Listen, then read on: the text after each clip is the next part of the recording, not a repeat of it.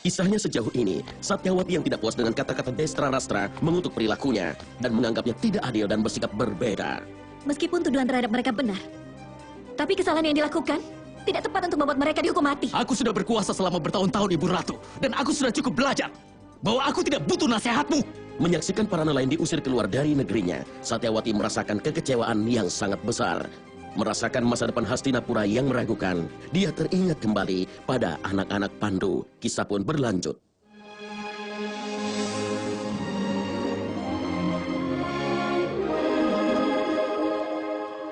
Ibu, aku masih lapar.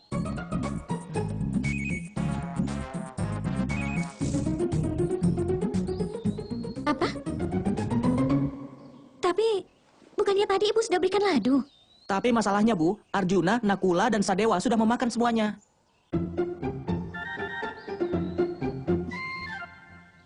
Mereka makan semuanya? Bukan semuanya, tapi sebagian besar. Mereka makan keempat ladu itu.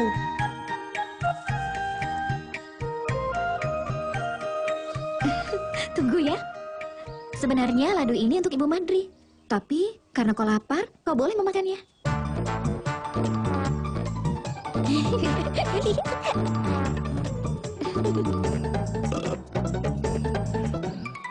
Aku tidak tahu kenapa, Bu. Tapi setiap aku makan dari tangan ibu, aku langsung bisa kenyang. Karena ibu berikan dengan hati, maka langsung masuk dalam perutmu. Dan kebahagiaan terbesar ibu adalah ketika bisa menyuapkan makanan pada kelima anak ibu. Ayo, lebih baik kalian semua masuk sebelum makan siang kalian dihabiskan Bima. Ayo.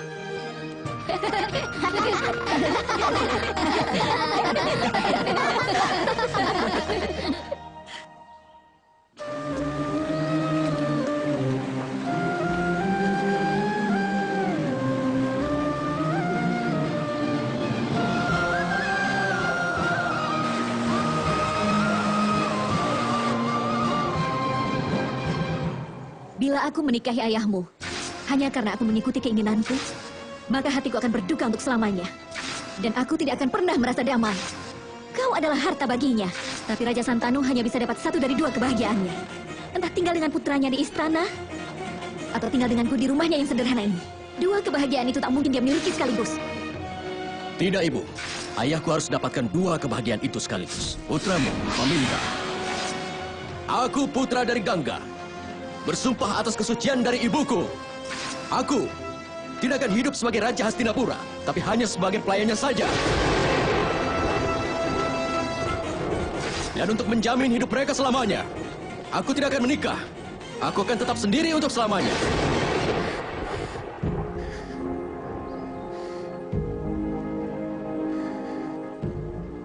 Di pinggiran sungai ini juga, putramu telah mengambil sumpah. Andai saja kau menghentikannya waktu itu. Andai saja kau menghentikannya, tak akan begitu banyak nyawa yang hilang. Kenapa kau tidak berusaha menghentikannya? Kenapa? Setiap hari, ratusan manusia sudah datang ke sungai Satyawati. Mereka melakukan berbagai sumpah dan banyak janji.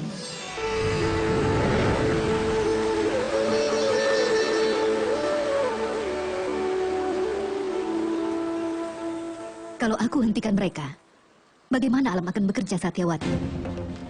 Bukan tugasku untuk menghalangi sumpah seseorang.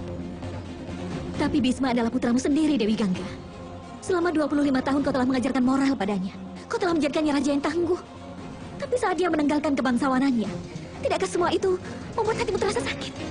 Bukan hanya putraku saja. Setiap manusia yang datang ke sungai adalah putraku juga. Aku selalu memberikan kesucian dan moral dari sumpah pada siapapun. Karena itukah Bisma jadi tidak penting bagimu? Dia, Bisma itu penting. Tapi hal itu hanya ada dalam hatiku, bukan dari cara memperlakukannya. Satyawati, kau sendirilah yang harus bertanggung jawab untuk keadaan buruk Hastinapura dan juga bangsa Kuru saat ini. Karena kau punya kemampuan memandang ke depan, sementara aku tidak.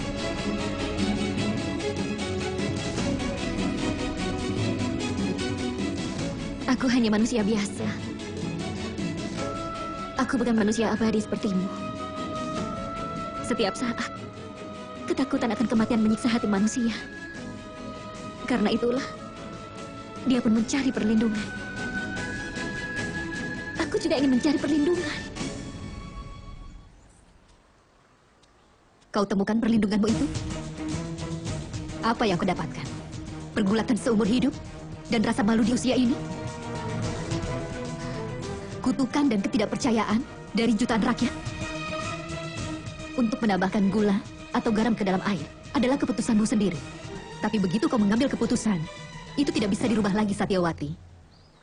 Aku tahu, Dewi Gangga. Ini memang salahku. Tapi aku tidak punya kemampuan untuk meramal waktu itu. Dan nyawa seorang manusia adalah pertaruhannya pada waktu itu. Aku tahu. Ini memang salahku.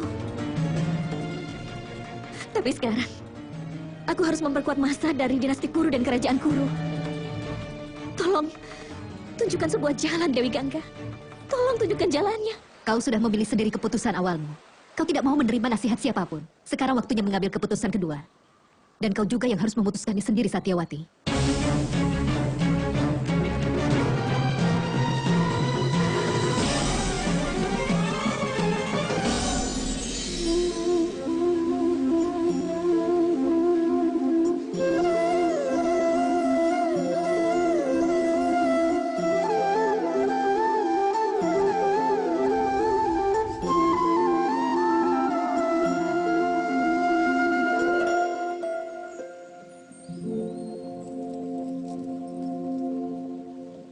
Semua orang ingin membuat keputusan hari ini demi masa depan yang cerah. Masa depan yang bahagia. Untuk mengambil keputusan seperti itu, saat ini adalah yang ingin dilakukan semua orang.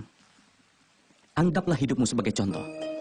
Bukankah kebanyakan keputusanmu didukung oleh pemikiran akan masa depan? Memangnya kenapa tidak? Semua orang punya hak untuk membuat kehidupan mereka menjadi sederhana dan bahagia. Tapi tidak ada manusia yang tahu masa depan. Itu hanya bisa dibayangkan saja. Jadi kita semua membuat keputusan penting dalam hidup hanya berdasarkan imajinasi saja. Apakah ada kemungkinan ketiga untuk bisa mencapai sebuah keputusan? Pikirkanlah itu. Dasar dari semua kesenangan adalah rasa tanggung jawab. Dan rasa dari tanggung jawab berdampingan dalam hati manusia. Jadi sebelum mengambil keputusan, cobalah tanya hatimu sendiri, apakah keputusan ini adalah hasil dari keegoisan atau di luar dari tanggung jawabmu? Bukankah itu masuk akal? Kalau begitu, apakah tidak memikirkan tanggung jawab tapi hanya masa depan akan membuat masa depanmu lebih menyenangkan? Pikirkanlah hal itu.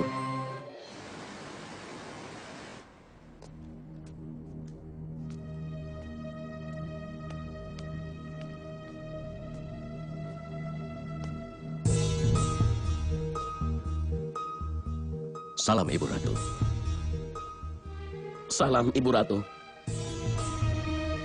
Diberkatilah kau. Widura, atur sebuah perjalanan. Aku akan pergi pagi-pagi sekali. Kemana tujuan Ibu Ratu? Untuk melakukan tanggung jawabku, Bisma. Harusnya aku sudah melakukannya bertahun-tahun yang lalu. Tapi saat itu, keegoisan pribadiku telah membuatku tidak menyadari akan tanggung jawabku. Untunglah, itu tidak menjadi penghalang dalam seluruh hidupku. Tapi sekarang, aku harus segera melakukan perubahan keadaan.